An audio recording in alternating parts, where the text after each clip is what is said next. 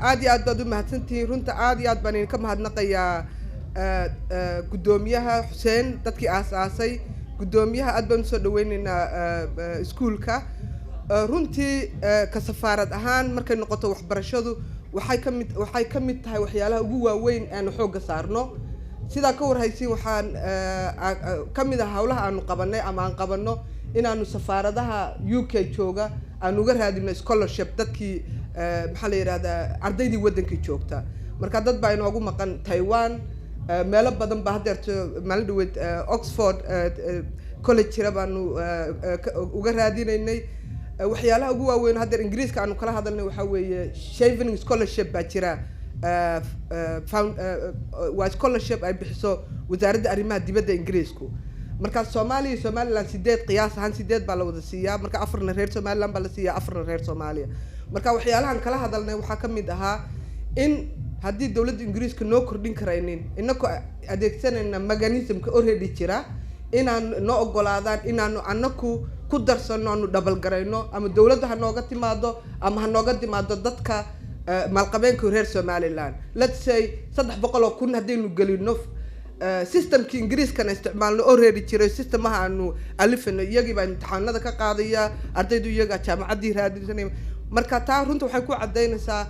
maanta waxa lagu kala hadhay waxbarasho hadaynu ciyaalkeena soo kacaya hadaynu dhalinyaradeenna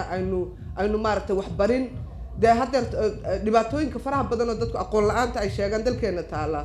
3 generation baa maqan intii la halgamayay intii dagaalada lagu jiray marka waxaad arkaysaa inuu qofka ugu weyn skillful ka inuu 60 jiro qofka ku xigana inuu jiro 30 jir marka waxa jira gaab 3 generation oo dadkeeniya marka runtii arintan iskuulka gacanta ugu weyn baan ka geysanaynaa shaqaalihii 3 baa fadhiya anigu afkooda ku hadlaya waxaan ku yabo haynaa 1,000 jaabka yaga ah $1 ba way lacagteedu laakiin waxaan runta aanu sababta ugu weyn aan u sameynayno waxa weeye runtii halkan waxaa fadhiya xisbiyadii qaranka kooxo weeye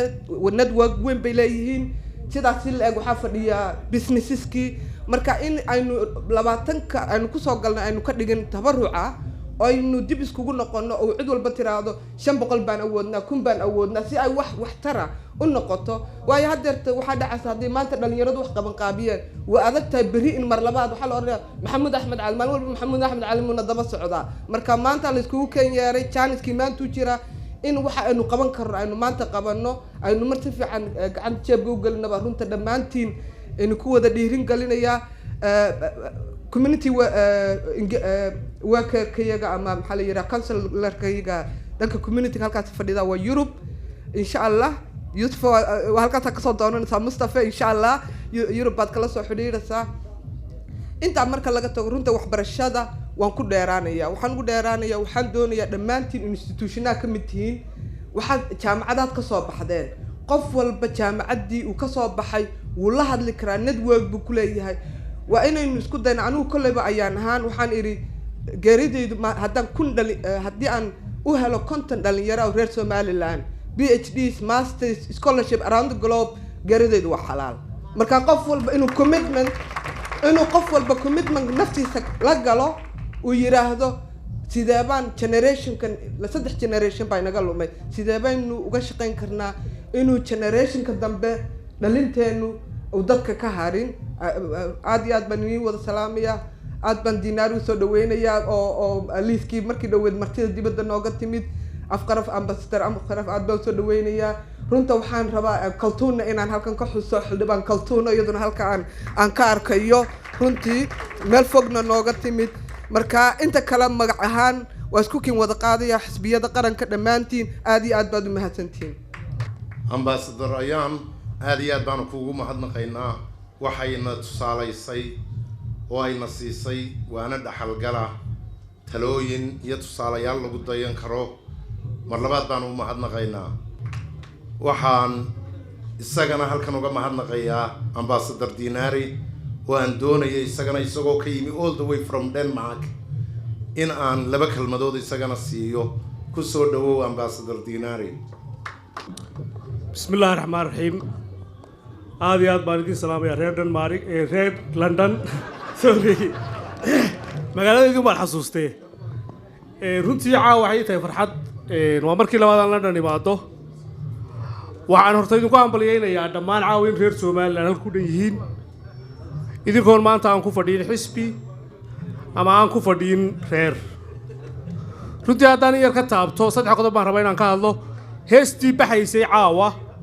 waxa sameeyay Abwaan Xasan Sheekh Muumin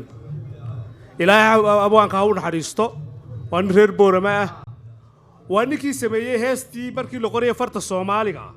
1972 إلى 1974 كي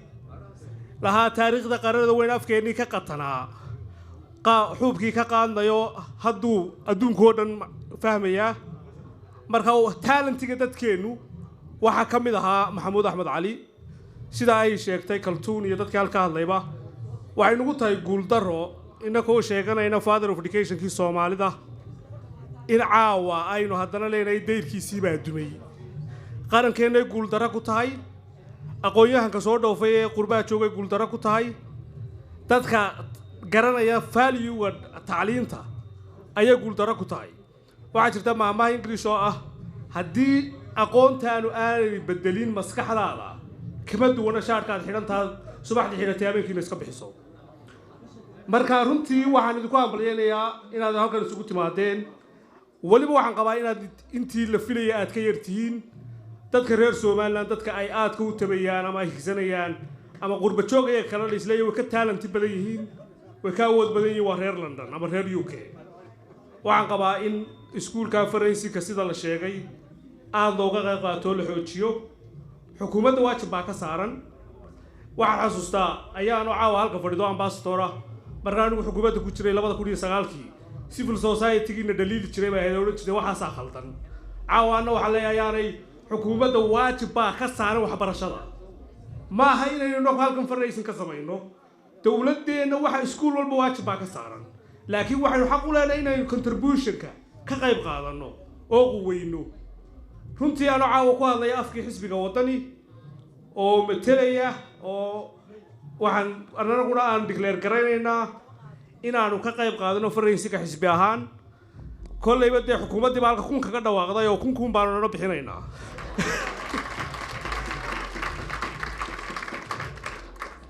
taa markaan ka tago waxaan idin sheegayaa reer Soomaaliland waxaynu ku qurux badannahay wada jooga quruxdeenu waxay ku jirtaa Soomaalilandnimada asxaabta qaranka saddexda xisbiba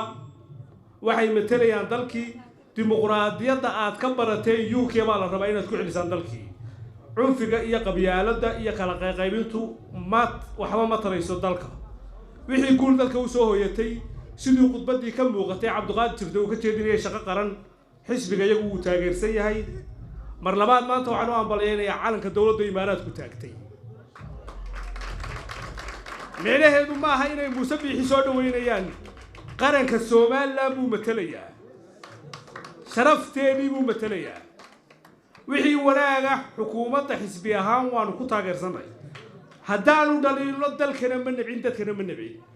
waa inaad aqoontiinu idin siisaa markaan wax tilmaamayno in dalka la jecel naga hayso shalay maanta xisbiga jooga mucaaradkii uu fartan ugu fiiqay waan maanta ku fiiqaynaa xantaysigii iyo tartankii asxaabtu waynu soo dhaafnay waxa loo baahan yahay dimuqraasiga iyo dawladnimada iyo dawlad wanaaga inaynu taageerno annaguna mucaaradnimada iyadoo waa mid constructive ah waa mid dawladda jihaynaysa waa mid doonaysa inuu dalku qurux bato aad iyo aad baan idin salaamayaa barasho wanaagsan intiinaan isaqoon guul baan idin rajaynayaa waxaan rajaynayaa madashan inay noqoto waxa laga yaabaa dad badan oo hore isu arkin doorashadii kadib inay isugu yimaadeen inaad iskuulka iyagii ceergaabana bal marka dambe annagu meel fog baanu ka dhigay tiriibka dambe fundraisingka mid ka badan baanu idinka sugaynaa waa gobolka ugu baaxadda weyn waxaan rajaynayaa qolada yar reer ceergaabo halka fadhidaa bal nashqadan caawa aynu hando next time-ka it's our ceergaabo Sicid Barqash secondary school kul baan idin rajaynaya waxaad moodaa in ducadii aan ku bilaabay ee aan inoogu duceeyeen ilaahay oo nimco noo shub oo roobku uu noo da'aa inay dhibicdii u horreysay nagu bilaabantay hadda waxaan ku soo celinayaa stage-ka oo aan uga yeedhayaa mar labaad ambassador Dinari oo aad moodo inuu yahay dhibicdii u horreysay dhulka ku dhacday indihiina ayaa ku arki doontaan soo dhawo ambassador waxaan nagu soo noqday stage-ka maadaama aan ku dhawaaqnay xisbi ahaan $1 anigoo ka wakiilo gudoomiye xisbiga ma jeclin inay noqoto lacagta aan ku dhawaaqnay in baa wuxuu yidhi ma ballanqaadkan masaajidka ka baxayay marka waxaan rabnaa inaanu stage-ka ku wareejino oo aanu dadka ka soo qaybgalino ku dhiirigelino xisbigii waddani naga guddooma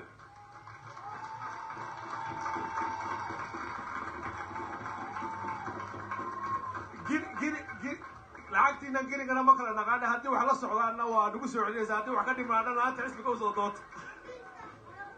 ambassador Dinari iyo xisbiga waddani intaba waa u mahadnaqaynaa waxaanan ilaahay ka baryayaa halkii ay ka soo saareen in mid ka badan oo ka baraka badan uu ugu bedelo maadaama uu guddoonsiiyey ambassador Dinari waxaan aniguna kal jeclaystay inaanay igu hakan oo haddii la yidhaahdo waxbaa dheeraa loo raaco halkay u dhimato guddoomiyahan ku wareejinaya guddoomiye xuseen iga guddoon adiguna ducadeeduna way kacdaayeen waxaanu ilaahay uga baryaynaa hal ka soo saaray ilaahay inuu wax khayr qaba ugu bedelo